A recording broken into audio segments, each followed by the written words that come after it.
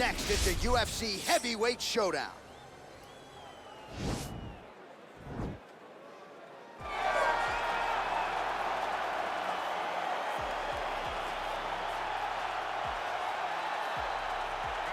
All right, so here is the heavyweight power threat, Francis Ngannou.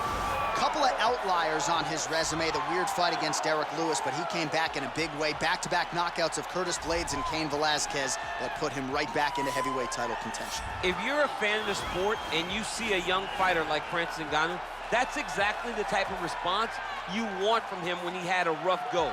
Go back to the drawing board. Come back remotivated. Focus on the task at hand. Start knocking people out. Get back. Use what got you to the show in the beginning. In the knockout of Blades, in the knockout of Cain, showed that. Francis Ngannou is once again ready to move himself back into title contention. And his knockout of Alistair Overeem in 2017, the knockout of the year, according to most. Spaceship. Overeem still in orbit. Yes, he is. He has to be. All right, so here he is, one of the more prolific takedown artists in the UFC at present. And when you get some praise from Daniel Cormier, when it comes to your offensive takedown game, you know you're doing something right. And we talk about wrestlers and judo players and grapplers, but this guy just combines all of that. He is able to use foot sweeps from the grappling game. He is able to use throws from judo, and he's able to use wrestling from the wrestling game to take people down.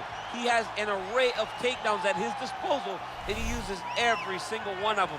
From the speed of the level change, to the timing, to the knowledge of where to go next. When the guy starts to defend, he's truly, truly something special. I don't think he could take you down, but tonight he doesn't have to. So he does not in this matchup, prevailing wisdom is he'll be able to get this fight to the canvas. And now our tale of the tape for this heavyweight fight. 4 years, the difference in age between these two fighters, and they both possess a similar height and reach. Now for the introductions, here's Bruce Buffer. Ladies and gentlemen, this fight is 3 rounds in the UFC heavyweight division. Introducing first, fighting out of the blue corner. This man is a boxer, holding a professional record of 15 wins, 3 losses. He stands 6 feet 4 inches tall, weighing in at 250 pounds. Fighting out of Paris, France, Francis the Predator Ngannou.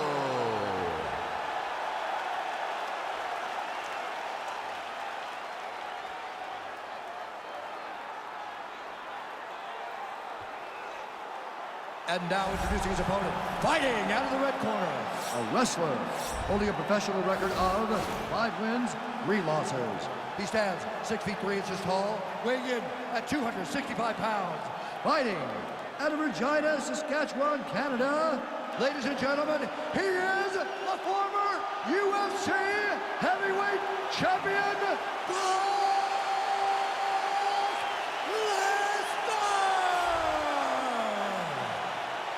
And when the action begins, our referee in charge, Herb Dean. Herb Dean draws the assignment here. Ready.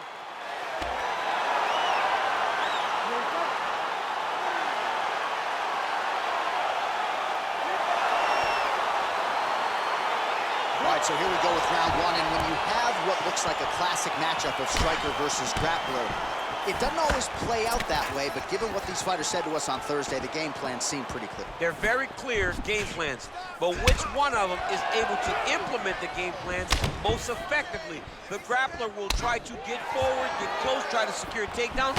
He's even willing to pull guard to make sure that he is in the grappling situations. The striker needs to stay at space. The striker needs to maintain distance and fight behind that beautiful jab he possesses. All right, going for a single leg takedown here. That is usually his takedown attempt of choice, and works out for him there. Absolutely. He is comfortable. He is home when he's in on a single leg.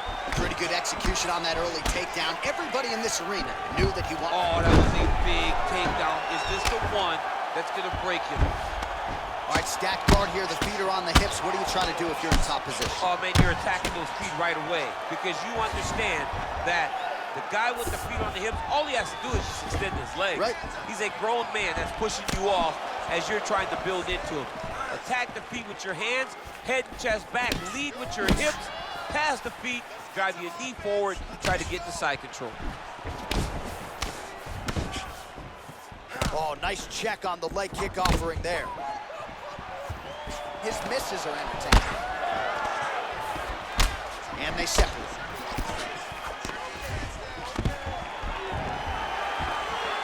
Stuffs the takedown, no problem. Nice punch there. Oh! Dude's hurt. Serve him up. Go get him. Just over 2 minutes to go in what has been a furious round one. So just over 20. It's the same story, just told on a different day. Takedown after takedown after takedown. Well, there are few things more fun to watch in mixed martial arts than these type of transitions and scrambles on the ground. High-level grappling can really be entertaining. Side control now. Oh, the ground and pound strikes continue to rain down. The opponent better move out of harm's way, or the referee's going to stop this. He better start to move, and when his opponent starts to posture, he needs to put his feet on the hip, push him away to try to escape this very, very dangerous position. Close guard. Ngannou's lower jaw does not look good. I don't think it's broken, but starting to show. Now trying to hip escape. He's just trying to move out of this position off the bottom. The Kimura is not the arm, it's the shoulder pressure that usually makes you tap.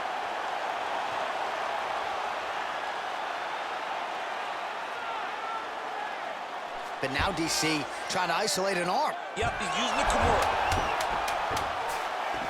Bottom fighter trying to control posture, unable to do so. And now he's in a lot of danger. He's got to grab that head or he's going to get blasted. All right, there's the end of the round, so it was a huge strike to the head that stunned his opponent and nearly got him out of there. Yeah, that was a big moment. A big strike lands, his opponent's on wobbly legs. That is exactly what you want to see as you're walking back to your stool. Your opponent staggering back to his corner and being hopeful that he can get it back together before the start. All right, nice job there by the corner after that previous round as our next round gets underway, and their fighter is undeterred. He was close on the submission of the previous round. He's going to get right back to it. He's like a dog on a bone. He's going to continue to attack until he eventually gets what he wants. Oh, he's got the knee on the belly. Could be trouble defensively. All right, he's very comfortable fighting off his back, DC. Now looks like he's trying to hip escape. Yeah, he's trying to hip escape or maybe look for a Kimura here. Oh, and he escapes up to his feet. Very nice. Solid strike on the ground. Big, powerful punch lands. Now he gets back to range. Wow, actually got the takedown.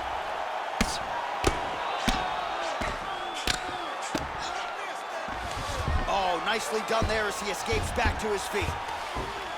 Trying to guard pass here, not today. No, it ain't happening. Good job understanding the transitions. All right, bottom fighter here, maybe looking to hip escape, DC. All right, operating inside the closed guard now. All right, stacked guard here, DC. The feet are on the hips. What does that mean?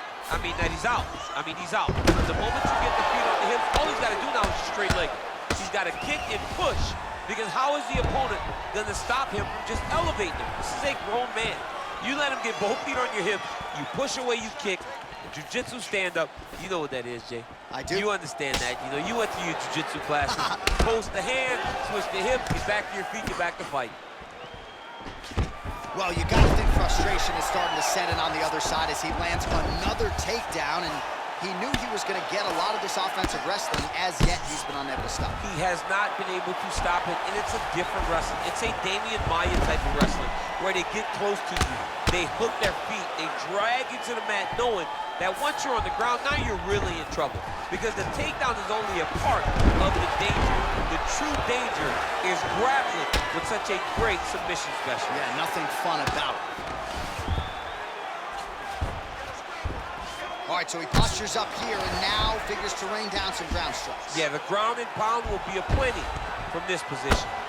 Ngannou's lower jaw is just nasty at this point. Really swollen in that area now. Side control now, DC. A lot of options at his disposal from here. Knee to the body here in side control. He's putting him in exactly the positions he needs to be in right now. He's able to relax here. And he understands, being a veteran of so many fights, that as long as he's on top, he's winning. He feels like he's winning here.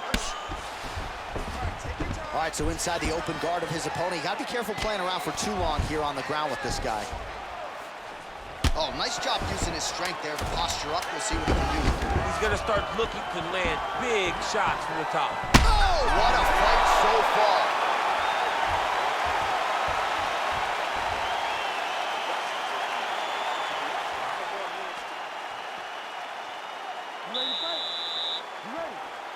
Third round underway.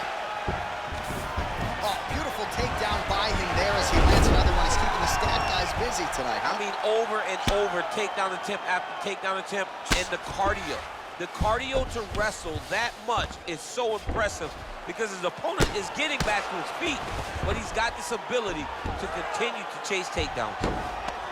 All right, stacking him up here, keeping the pressure on. I know you guys do a lot of this training with your jiu-jitsu coach there in San Jose. Oh, absolutely, but it's a difference. If your feet are on our hips, it's a problem. So we shove them through the middle. We shove them through the middle so that our legs can be what controls your feet. Right. We're not using our hands. I'm not using my hands. I'm using my legs to just kind of wheel and deal you from side to side. Then my upper body is free to punch. If you get your feet on my hips, you're out. Right. You may as well just kick away. Oh, he dove with the punch and he lands. Both fighters get up now. Back to the well with that right hand. It's no good. All right, so he's landed some good shots. You hate to be overly critical, but nothing really in terms of combinations tonight. Well, the jab has been looking great. How about jab, jab, right hand? Right. Because eventually, oh man, look at that. Picture perfect. Got to the leg, got to his position, got another beautiful takedown. Oh, he's got the ground and pound going now. Beautiful movement, hip work on the ground here, just outstanding with the transition. He is not staying in one place on the ground. That's very important. The cardio you must have in order to secure this many takedowns. Close guard here. He's very comfortable here working off of his back, DC. All right, stacked guard here now. The feet are on the hips, DC, so for the top fighter, this is not at all ideal. No, this is not ideal because now he has to try and stop his opponent from kicking him away. How do you do that? You attack the feet. You start grabbing the feet with the hands, lead with your hips, grab the feet with the hands, pass the feet to the side, and start to lead with your knee to try to get into side control. Well, good news, bad news, right? The strike there. Whoa!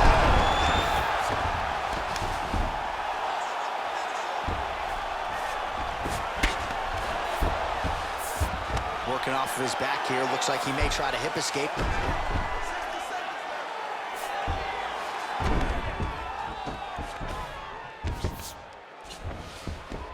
All right, working out of side control here. His opponent trying to control posture, but you gotta be careful here. 30 seconds now to go in the fight. 20 seconds to go in the fight. Big punch lands over the top. How's he gonna follow this? Takedown here, he gets it. Well, his opponent tonight has done a good job of getting back to his feet, and just as I say that, planted on his back again. Another takedown over and over and over. Look, man, I'm a wrestler, and I love takedowns. All right, the official decision is now in. Here is Bruce Buffer. Ladies and gentlemen, after 3 rounds, we go to the judges' scorecards for a decision. Judge 1 scores this contest 29-28, Lesnar. Judge 2 scores it 28-28. And Judge 3 scores it 29-28. For the winner by majority decision, Brock Lesnar! All right, so you don't see that every day, DC. Majority decision. So 2 judges had it for him. The other had it a draw. 2 out of 3, good enough. But it just tells you how close this fight was, right? It was so close that the 3rd judge didn't want to award it to the opponent, but he saw them as even. So this was a very close fight. He should be proud of what he accomplished tonight.